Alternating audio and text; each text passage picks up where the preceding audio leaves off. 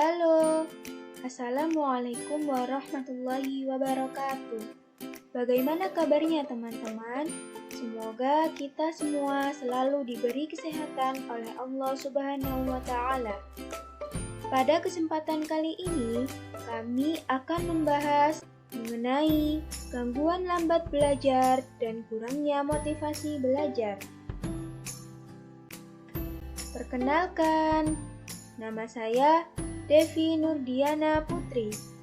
Kali ini saya bersama dua teman saya, ada Mbak Lutfia Nur Anissa dan juga Mbak Windy Hairunisa. Pertama, saya akan menjelaskan mengenai pengertian gangguan lambat belajar atau slow learner.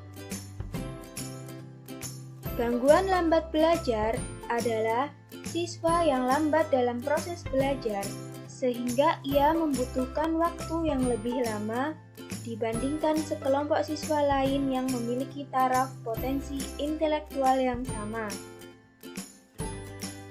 Individu yang mengalami gangguan lambat belajar bukanlah individu yang memiliki mental yang kurang sehat atau mental yang bermasalah, karena tiap individu memiliki kelebihan dan kekurangan, dan gangguan ini hanya bersifat gangguan pada materi tertentu. Terkadang, yang mengalami gangguan ini justru individu yang normal bahkan jenius. Gangguan lambat belajar atau slow learner terdapat 3 jenis. Yang pertama, gangguan menulis, yang kedua, gangguan membaca, dan yang ketiga, gangguan matematik. Selanjutnya, faktor yang mempengaruhi gangguan lambat belajar terdapat 2 faktor. Yang pertama, faktor intern, dan yang kedua, faktor ekstern. Di dalam faktor intern terdapat 2 faktor, yakni fisiologi atau fisik, seperti cacat tubuh, kurangnya pendengaran, penglihatan, serta gangguan gerak dan cacat tubuh lainnya seperti buta, bisu, dan tuli. Kemudian yang kedua, psikologis, yaitu berbagai yang berkenaan dengan perilaku yang dibutuhkan dalam belajar seperti kurangnya kesiapan dalam belajar, ketenangan dalam belajar, dan rasa aman pada saat belajar. Yang kedua, yakni faktor ekstern.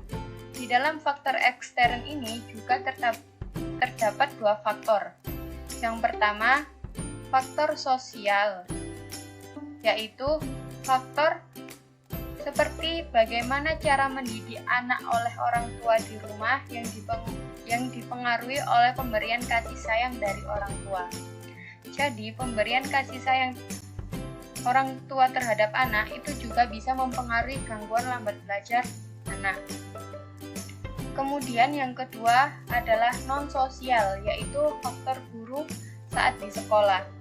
Kemudian alat-alat pembelajaran dan kondisi tempat pembelajaran serta kurikulum yang diterapkan kepada anak.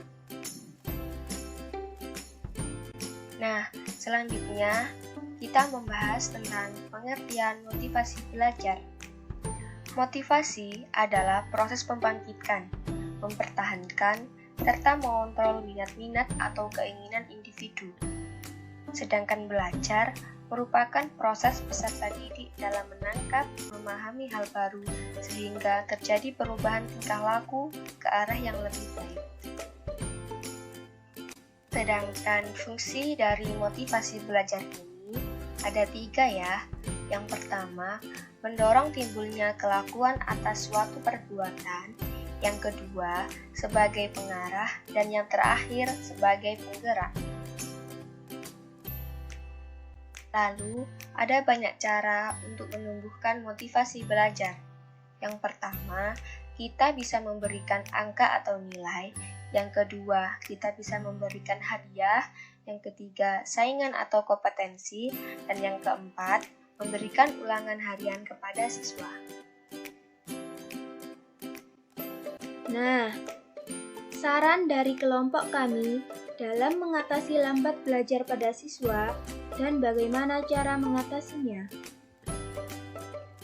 Bagi mahasiswa, selaku calon penerus bangsa, sebagai generasi muda, seharusnya kita belajar mencintai ilmu dan berusaha meminimalisasi kekurangan terhadap pemahaman beberapa ilmu yang kurang kita kuasai, dengan menanamkan keinginan untuk belajar.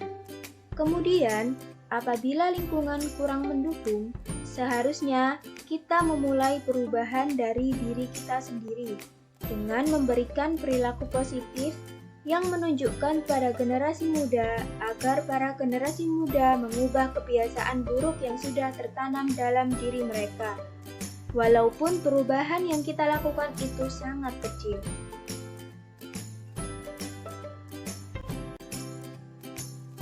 Sekian yang dapat kami sampaikan. Apabila ada salah kata atau perbuatan, kami mohon maaf yang sebesar-besarnya. Dan terima kasih telah memberi kesempatan kepada kami. Semoga ilmu yang kami sampaikan dapat bermanfaat bagi kalian semua. Wassalamualaikum warahmatullahi wabarakatuh.